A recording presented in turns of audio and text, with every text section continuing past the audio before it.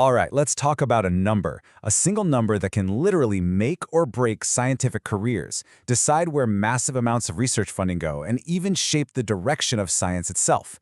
It's the journal impact factor. And today, we're going to break down what it really is. I mean, if you're anywhere near the world of research, you've heard the term high-impact journal. It's thrown around like this ultimate badge of honor, a sign of real prestige. But have you ever really stopped to ask, what does that number actually mean? Is it truly a stamp of scientific quality, or is it something else entirely?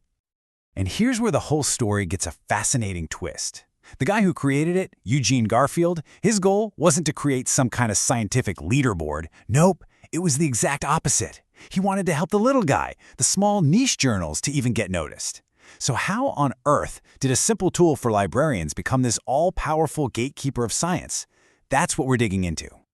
Okay, so before we jump into that origin story, we've got to appreciate just how massive the impact factor, or GIF, as you'll hear it called, has become. It's not just some obscure metric. For a lot of people, it's pretty much everything. And this is where the rubber meets the road. I mean, look at the real-world effects. It creates this huge feedback loop, right? Researchers are desperate to publish in high-GIF journals. Libraries use that number to decide what to subscribe to. And this is the big one, it's often used, and I mean wrongly used, to judge a scientist's own worth. We're talking hiring, promotions, funding, the whole shebang. So yeah, how did we get here? Let's hit the rewind button. We're going back to the 1950s, back to the problem that Eugene Garfield was originally trying to solve. It all started with this really elegant, simple idea. You can trace how ideas spread by following citations. That led to the Science Citation Index. But they had a problem. There were so many journals. Which ones do you include? So Garfield and his colleague Irving Schur came up with the impact factor. It was a tool for them, a tool for librarians to help sort and select journals. It was never ever meant to be a scorecard for individual scientists. Okay, so we know where it came from, but what is it exactly? How is it calculated? Now, it might look a little intimidating, but trust me, the basic idea is actually super simple. Let's just break it down. So here's the official definition from Clarivate, the company that runs the numbers now. It's basically an average. Think of it this way. It's trying to figure out how many times the average article from a journal published in the last couple of years got cited this year. It's a snapshot of recent attention. Let's look at the formula. The number on top, the numerator, that's just a raw count. It's the total number of times articles published in a journal over the last 2 years were cited in the current year. Simple as that.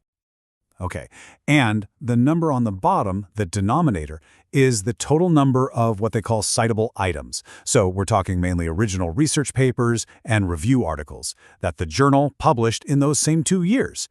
So it's just citations divided by articles. Easy, right? Well, hold that thought. Let's make this real with an example from the journal Nature. For its 2017 impact factor, they took all the citations from 2017 to papers published in 2015 and 2016. That was almost 75,000 citations. Then they divided that by the number of articles they published in those 2 years, about 1782. You do the math, and you get about 41.6.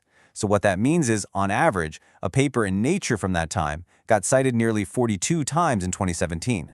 But, and this is a huge but, here's where it gets a little sneaky. There's this kind of built-in asymmetry. See, the top number, the citations, it counts citations to everything. Editorials, letters to the editor, you name it. But the bottom number, the one you divide by, often doesn't count those things as citable items. So a journal can publish a bunch of editorials that get cited a lot, which juices the numerator, but they don't have to count them in the denominator.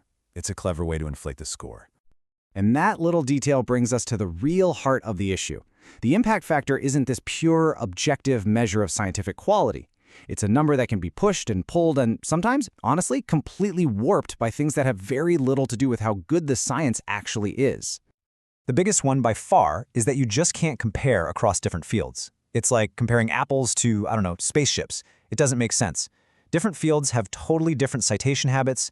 A groundbreaking paper in molecular biology might get hundreds of citations in a year. A revolutionary paper in pure mathematics might take 10 years for people to even fully grasp it.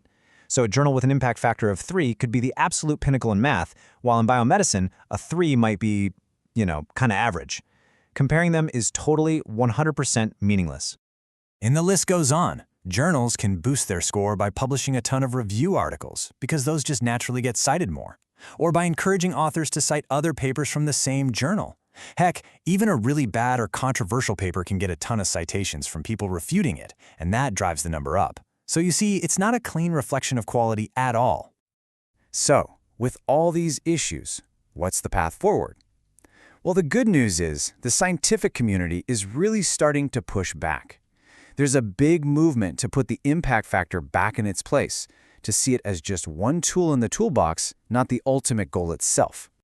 And this right here, this is the manifesto of that movement, the San Francisco Declaration on Research Assessment, or DORA. Thousands of institutions all over the world have signed this, and its message is crystal clear. Do not use journal-based metrics, such as journal impact factors, to assess an individual scientist's contributions or in hiring, promotion, or funding decisions. It's a direct call to stop using a journal's score as a shortcut for a person's worth. So, what does using it responsibly actually look like? Well, first, if you're going to use it, only compare journals in the same very specific field. Second, you have to look beyond the number. What's the journal's reputation? What's its peer review process like? And most important of all, read the actual paper. Judge the science on its own merits, not on the cover of the magazine it was published in. And all of this leaves us with the big multi-billion-dollar question, doesn't it? If we stop relying on this one simple and flawed number, then how do we measure the true value of research? There's no easy answer to that one, but it's the challenge that the entire research world is grappling with right now. Something to think about.